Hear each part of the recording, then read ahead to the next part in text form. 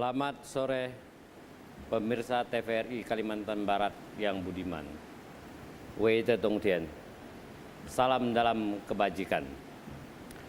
Jumpa lagi dalam acara Mimbar Agama Konghucu pada hari Selasa sore ini. Tema Mimbar Agama pada hari ini adalah penyalahgunaan narkotika dalam perspektif agama Konghucu. Nah, alasan saya memilih topik ini yaitu tentang penyalahgunaan narkotika, karena hingga saat ini dampak dari hal ini sangat berpengaruh terhadap segala aspek kehidupan manusia. Misalnya terhadap diri sendiri, dari segi fisik, dari segi mental, emosional, kesehatan, dan spiritual. Demikian juga pengaruh buruk terhadap lingkungan keluarga. Dampak yang lebih besar lagi yaitu terhadap sumber daya manusia di Indonesia, sosial ekonomi, sosial budaya, dan ketahanan bangsa dan negara. Untuk itulah saya akan membahas penyalahgunaan narkotika dalam perspektif agama Konghucu. Nah, sebelum kita memulai bahas tentang penyalahgunaan narkotika, akan lebih baik kita harus mengetahui apa itu narkotika. Nah, sesuai Undang-Undang Republik Indonesia nomor 35 tahun 2009 tentang narkotika, bahwa narkotika itu adalah zat atau obat yang berasal dari tanaman atau bukan tanaman, baik sintetis maupun semi sintetis, yang dapat menyebabkan penurunan dan perubahan kesadaran, hilangnya rasa, mengurangi sampai menghilangkan rasa nyeri, dan dapat menimbulkan ketergantungan yang dibedakan ke dalam golongan-golongan sebagaimana terlampir dalam undang-undang ini. Nah, dalam aplikasi undang-undang tersebut tentunya harus ada peraturan pemerintah atau PP. Maka pada tanggal 23 Mei 2013 telah diundangkan PP nomor 40 tahun 2013. Nah, dalam penjelasan PP tersebut dinyatakan bahwa narkotika merupakan zat atau obat yang dapat menyebabkan penurunan perubahan kesadaran, berkurang atau hilangnya rasa nyeri, serta menimbulkan ketergantungan bagi penggunanya. Oleh karena itu, jika narkotika disalahgunakan atau penggunaan narkotika tidak sesuai dengan standar pengobatan, dapat menimbulkan akibat yang sangat merugikan bagi setiap orang dan masyarakat, serta nilai-nilai budaya bangsa yang pada akhirnya akan dapat melemahkan ketahanan nasional. Namun, apabila penggunaan narkotika dilakukan sesuai dengan standar, prosedur, dan ukuran atau dosis yang diizinkan, serta melalui pengawasan yang ketat dari dokter atau pejabat yang berwenang, maka narkotika bermanfaat di bidang medis atau kedokteran, serta pengembangan ilmu pengetahuan dan teknologi. Nah, dari penjelasan yang telah dibahas tadi, bisa kita simpulkan bahwa narkotika dapat bermanfaat pada bidang-bidang tertentu. Misalnya tadi disebutkan bidang medis dan pengembangan ilmu pengetahuan dan teknologi. Akan tetapi apabila penggunaan tidak sesuai dengan standar dan prosedur, maka malapetaka akan didapatkannya. Di dalam PP nomor 40 tahun 2013, pasal 1 ayat 14 yang isinya tentang peredaran. Ini tentang peredaran. Yakni memberikan petunjuk dan penjelasan dalam hal peredaran narkotika. Yaitu bahwa peredaran adalah setiap kegiatan atau serangkaian kegiatan penyaluran atau penyerahan narkotika baik dalam rangka perdagangan, bukan perdagangan, maupun pemindah tanganan untuk kepentingan pelayanan kesehatan. Jadi untuk kepentingan pelayanan kesehatan serta pengembangan ilmu pengetahuan dan teknologi. Nah, ini lebih diutamakan pada pelayanan kesehatan dan pengembangan ilmu pengetahuan dan teknologi. Dan untuk mengadakan peredaran narkotika juga harus memiliki izin edar. Maksud dari izin edar adalah bahwa bentuk persetujuan registrasi obat untuk dapat diedarkan di wilayah Indonesia. Nah, izin edar ini tidak mudah, ketat, dan mungkin rumit karena hal ini menyangkut kesehatan manusia. Nah, selanjutnya untuk tertib dan sesuai dengan standar dan prosedur penggunaan atau pemanfaatannya, maka perlu adanya suatu pembinaan. Dalam hal ini termaktub dalam pasal 44 PP nomor 40 tahun 2013 yang berbunyi: 1. Pembinaan terhadap segala kegiatan yang berhubungan dengan narkotika sebagaimana dimaksud dalam pasal 48 dilakukan oleh Menteri. Nomor 2-nya adalah pembinaan sebagaimana dimaksud pada ayat 1 meliputi upaya A. Memenuhi ketersediaan narkotika untuk kepentingan pelayanan kesehatan dan atau pengembangan ilmu pengetahuan dan teknologi. 2. Mencegah. Ini mencegah penyalahgunaan narkotika. Terus yang C-nya, mencegah generasi muda dan anak usia sekolah dalam penyalahgunaan narkotika. Yang D-nya adalah mendorong dan menunjang kegiatan penelitian dan atau pengembangan ilmu pengetahuan dan teknologi yang berkaitan dengan narkotika untuk kepentingan pelayanan kesehatan. Dan yang terakhir, E.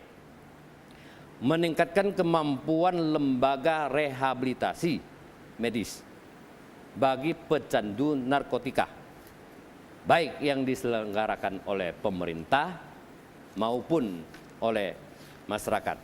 Nah, kalau kita berbicara tentang penyalahgunaan narkotika, maka tentu ada dampaknya. Nah, dampak-dampak dari penyalahgunaan narkotika itu, misalnya narkotika atau obat terlarang yang mengandung zat adiktif ini dapat menyebabkan efek dan dampak bagi pemakainya. Nah, dampak yang negatif itu sudah pasti merugikan dan sangat buruk efeknya bagi kesehatan mental, terus fisik, emosional, dan spiritual. Nah, dampak terhadap mental itu yaitu ketergantungan pemakai terhadap narkotika. Nah, munculnya suatu keinginan untuk kembali menggunakan lagi, selalu ingin menggunakan lagi. Itu adalah dampak terhadap mentalnya. Dampak terhadap fisik apa saja? Mata, pupil mata agak lebar dan susah tidur. Itu terhadap fisik. Terus otak atau pikiran, konsentrasi berkurang, Selanjutnya rongga mulut. Rongga mulut akan kaku. Jantung. Jantung berpacu tidak normal. Agak cepat. Pengaruh terhadap atau dampak terhadap hati, yaitu gangguan fungsi hati. Selanjutnya adalah gangguan atau dampak terhadap pencernaan, yaitu nafsu makan berkurang, daya tahan tubuh juga menurun, dan yang terakhir adalah dampak terhadap kulit, yaitu kulit ini kering. Nah, dampak-dampak ini sangat sering kita lihat, terutama orang yang sudah kecanduan narkotika. Itu terhadap fisik. Nah, selanjutnya terhadap dampak terhadap emosional. Apa saja? Nah, itu perubahan mood. Nah, perubahan mood ini memang sering terjadi, khusus untuk orang yang kecanduan narkotika. Perasaannya juga selalu terganggu. Nah, perilakunya agak agresif. Nah, ciri-ciri orang yang telah menjadi pecandu narkotika. Nah, dan terakhir itu spiritual. Dampak buruk terhadap spiritual. Nah, bagi si pemakai atau si pecandu, nah, narkotika adalah pusat kehidupannya. Tidak ada hal lain yang lebih penting daripada narkotika. Nah, itu terhadap dampak spiritual. Nah, di dalam pandangan agama Konghucu, acuan kita adalah kitab suci Sesu dan Wuching. Dalam kitab Mengce 4b pasal 8, Mengce mengatakan orang harus mengetahui yang tidak boleh dilakukan, barulah kemudian tahu apa yang harus dilakukan. Saya ulangi, orang harus tahu atau orang harus mengetahui yang tidak boleh dilakukan, barulah kemudian tahu apa yang harus dilakukan. Nah, dalam ayat ini menyadarkan kepada kita bahwa kita harus tahu dahulu apa yang tidak boleh. Misalnya mengkonsumsi narkoba, jelas tidak boleh. Barulah kemudian kita tahu apa yang harus dilakukan. Nah, yang harus kita lakukan itu apa? Yang harus kita lakukan adalah jauhilah pergaulan dan lingkungan dalam komunitas yang mengkonsumsi narkotika itu. Nah, ini adalah apa yang diajarkan Mengce kepada kita, bahwa orang harus mengetahui yang tidak boleh dilakukan, baru kemudian tahu apa yang harus dilakukan. Kemudian Mengce juga memberikan Mengce di dalam 7a pasal 17 mengajarkan, jangan lakukan apa yang tidak patut dilakukan, dan jangan inginkan apa yang tidak patut diinginkan. Ini sudah cukup. Sederhana sekali ayat ini, tapi sangat mendalam. Saya ulangi, jangan lakukan apa yang tidak patut dilakukan, dan jangan inginkan apa yang tidak patut diinginkan. Ini sudah cukup. Maksud dari ayat ini adalah bahwa apa yang tidak patut dilakukan dan apa yang tidak patut diinginkan, tentu jawabannya dalam hal ini adalah jangan mengkonsumsi narkotika. Timbul pertanyaan, mengapa? Nah, jawabannya adalah yang pertama, karena mengkonsumsi narkotika mengganggu kesehatan, banyak menghambat dalam banyak aspek kehidupan, berarti mempercepat kematian. Itu jawaban pertama, mempercepat kematian. Jawaban yang kedua adalah siap-siap menginap di hotel prodeo atau penjara. Mengapa demikian? Karena selain melanggar hukum, umumnya untuk mendapatkan uang dengan cepat, maka cara-cara yang tercepat adalah cara-cara yang melanggar hukum. Misalnya mengadakan pencurian, penipuan, perampokan, dan lain-lain.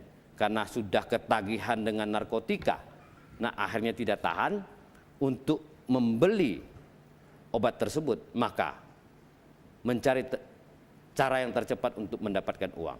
Nah akhirnya melanggar hukum, maka Hotel Prodeo lah tempatnya. Nah ini penting sekali bagi pemirsa semuanya.